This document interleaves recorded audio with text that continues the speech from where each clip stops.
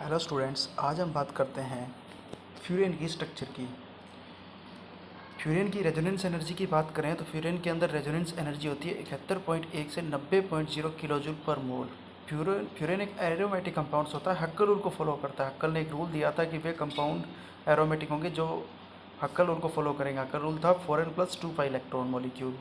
और क्या होना चाहिए? साइक्लिक होना चाहिए, प्लानर होना चाहिए, ऑल कार्बन ऑल एटम क्या होना चाहिए? sp2 होना चाहिए।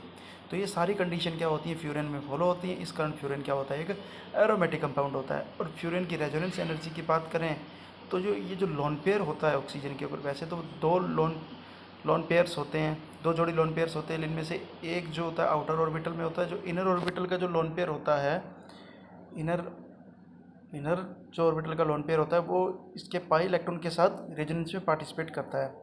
तो अगर इसकी रेजोनेंस स्ट्रक्चर की बात करें तो टोटल 5 रेजोनेंस स्ट्रक्चर बनती है। जैसे फर्स्ट आपको दिखाया गया है कि लोन पेयर शेयर्ड हो रहा है और पाई इलेक्ट्रॉन शिफ्ट हो रहा है नेगेटिव चार्ज में। इस प्रकार पाई नेगेटिव चार्ज फिर शिफ्ट हो रहा है, फिर दूसरा पाई इलेक्ट्रॉन नेगेटिव चार्ज में शिफ्ट हो रहा है। तो इस प्रकार थर्ड स्ट्रक्चर, फोर्थ स्ट्रक्चर और फिफ्थ स्ट्रक्चर बनती है। तो फ्यूरेन की टोटल मिलाकर इस प्रकार से इसकी स्ट्रक्चर्स बनती हैं। और सिक्स जो स्ट्रक्चर बनेगी वो जस्ट फर्स्ट के सेम होगी। इसी प्रकार अगर एनएमआर का हम देखें फ्यूरेन का, तो भी फ्यूरेन जो होता है वो उसकी एनएमआर, अगर इसका एनएमआर डाटा लें तो इसकी एरोमेटिसिटी होती है वो बेंजीन की तुलना में कम होती है।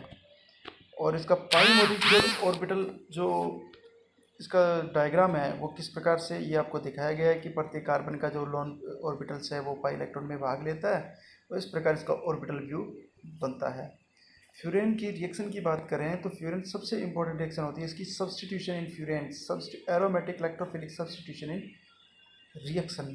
तो इसकी जो एरोमेटिक इलेक्ट्रोफाइल आके कहाँ कहाँ जुड़ सकता है इसमें, जो इसकी प्रीफर्ड पोजीशन होती है वो तो होती है अल्फ़ा। ठीक है, अगर अल्फ़ा ब्लॉक है तो दूसरी अल्फ़ा, अगर दूसरी अल्फ़ा भी ब्लॉक है तो बीटा इसकी पोजीशन, और बीटा। तो प्रीफर्ड इसकी अल्फ़ा ही होती है। तो इलेक्ट्रोफाइल जब आता है, इलेक्ट्रोफाइल आने पर ये सेकंड, अगर हम ऑक्सीजन को फर्स्ट नंबर एटम दें, फिर इसके साइड पास वाले को सेकंड, थर्ड, फोर्थ, फिफ्थ, 5 हो गए टोटल। और इसके साथ टोटल 5 एटम का रिंग होता ही है। तो अब इसमें सेकंड नंबर पे इलेक्ट्रोफाइल अटैक कर सकते हैं। जैसे वाई का अटैक करवाया कि वाई आया सेकंड पे अटैक किया, तो उस पर पॉजिटिव चार्ज, इस पॉजिटिव चार्ज को रेजोनेंस करके ये रेजोनेंस द्वारा इसको स्टेबलाइज करता है, चार्ज का डिलोकलाइजेशन करता है। इस प्रकार पाई बॉन्ड यहाँ शिफ्ट हो जाता है, सेकंड रेजोनेटिंग स्ट्रक्चर बनती है। प्लस चार्ज इसके जस्ट अपोजिट कार्बन पे आ जाता है। फिर लोन पेयर जो होता है आउटर ऑर्बिटल, वो इससे रेजोनेंस से स्टेबलाइज करता है। इस प्रकार 3 रेजोनेटिंग स्ट्रक्चर बनती हैं। लेकिन जैसे ही वाई इसके, जैसे एक नंबर ऑक्सीजन को दिया है तो थर्ड पे अटैक करता है, मतलब बीटा पे अटैक करता है। तो अटैक करने पर केवल 2 ही रेजोनेटिंग स्ट्रक्चर बनती है। तो इस प्रकार हम कह सकते हैं कि 2 पोजीशन पे और 5 पोजीशन पे जब इलेक्ट्रोफिलिक अटैक होता है तो रेजोनेटिंग स्ट्रक्चर 3 बनती है। तो 3 रेजोनेटिंग स्ट्रक्चर बनने के कारण इसकी रेजोनेंस एनर्जी जो होती है वो ज़्यादा रिलीज होती है, सिस्टम ज़्यादा स्टेबल होता है। इसलिए अटैक कहाँ होता है? इसके बीटा यानी थर्ड पोजीशन पे होता है। इसी प्रकार ये फ्यूरेन की अदर रिएक्शन की बात करें तो इंपॉर्टेंट रिएक्शन इसकी, बहुत इंपॉर्टेंट रिएक्शन है इसकी डील चल्डर रिएक्शन। जब भी फ्यूरेन को हम मैलेइक एनहाइड्राइड से रिएक्शन करवाते हैं तो 4+2 यानी 4 पाई इलेक्ट्रॉन फ्यूरेन के और 2 पाई इलेक्ट्रॉन मैलेइक एनहाइड्राइड के जुड़कर 4+2 साइक्लो एडिशन रिएक्शन देते हैं। और ये नॉर्मली थर्मल कंडीशन के अंदर ही शुड बी टेक्स प्लेस, यानी पॉसिबल हो जाती है।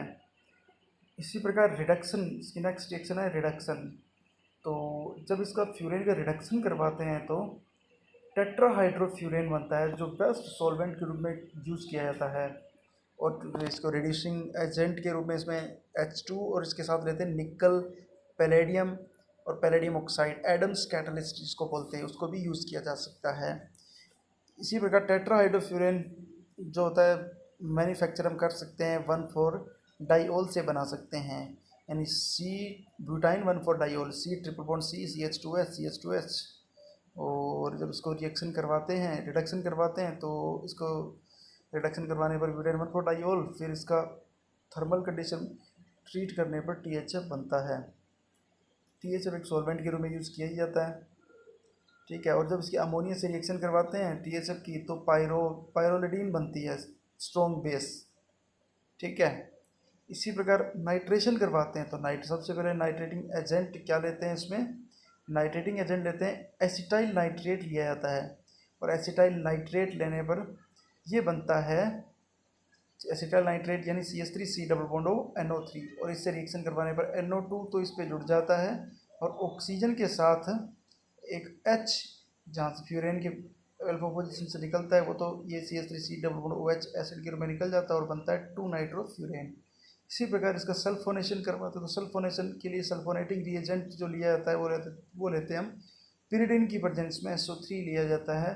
तो जब इसकी रिएक्शन करवाते हैं 70 डिग्री टेम्परेचर की प्रेजेंस में तो इसके अल्फा पोजीशन पे SO3H ग्रुप लगकर फ्यूरेन 2 सल्फोनिक एसिड की फॉर्मेशन करता है। इसी प्रकार फ्यूरेन की जब रिएक्शन करवाते हैं pyridine SO3 की प्रेजेंस में यानी फ्यूरोइक एसिड ले लिया तो बनता है फ्यूरोइक 5 सल्फोनिक एसिड बन जाता है, और क्विनिलीन से डीकार्बोक्सिलेशन करवाने पर भी हम फ्यूरेन 2 सल्फोनिक एसिड हम बना सकते हैं, यानी फ्यूरोइक एसिड लेकर भी इसे बना सकते हैं और फ्यूरेन लेकर भी इसे बना सकते हैं।